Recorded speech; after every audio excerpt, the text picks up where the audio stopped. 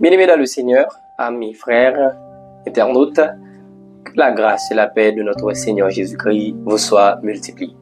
C'est encore avec vous, votre frère Archie Janvier, pour la continuité de notre série d'enseignements sur la prière que vous suivez avec moi sur cette plateforme-là, The Hymn of Joy, que m'a invité à abonner, partager, liker.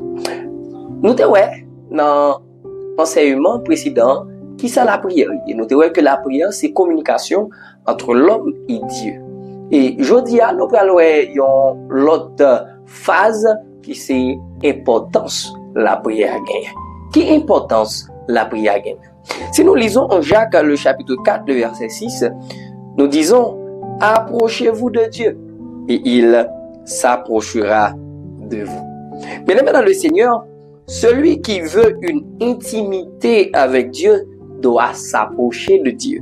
Et cela se fait par la prière et par un esprit de prière. J'aimerais répéter ça pour vous pour dire que celui qui veut une intimité avec Dieu, c'est celui qui s'approche de Dieu. Car en s'approchant de Dieu, l'apôtre Jacques nous dit que en s'approchant de Dieu, Dieu lui-même, il s'approche de nous. Et nous nous approchons de Dieu par la prière et aussi bien par un esprit de prière.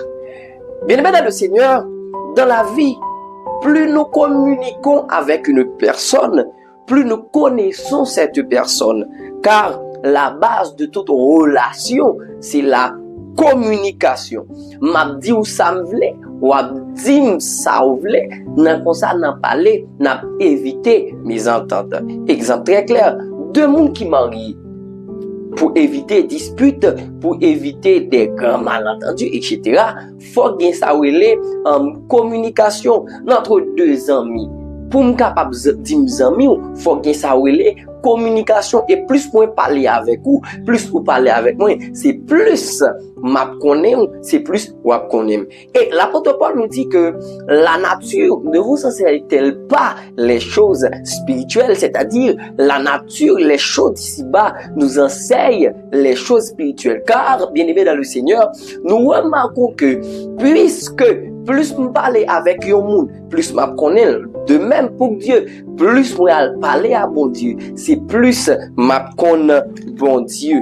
Plus me parler avec bon Dieu, c'est plus m'a connaît bon Dieu, c'est plus m'a développer ce qu'on appelle une intimité avec bon Dieu. La prière est le chant par lequel nous connaissons Dieu. C'est le chant qui maintient notre communion. J'insiste sur ce mot, qui maintient notre communion avec Dieu. Sans une communion, sans une relation avec Dieu, nous ne pouvons pas nous appeler chrétiens. D'où l'une des définitions de la prière, c'est la respiration de l'âme.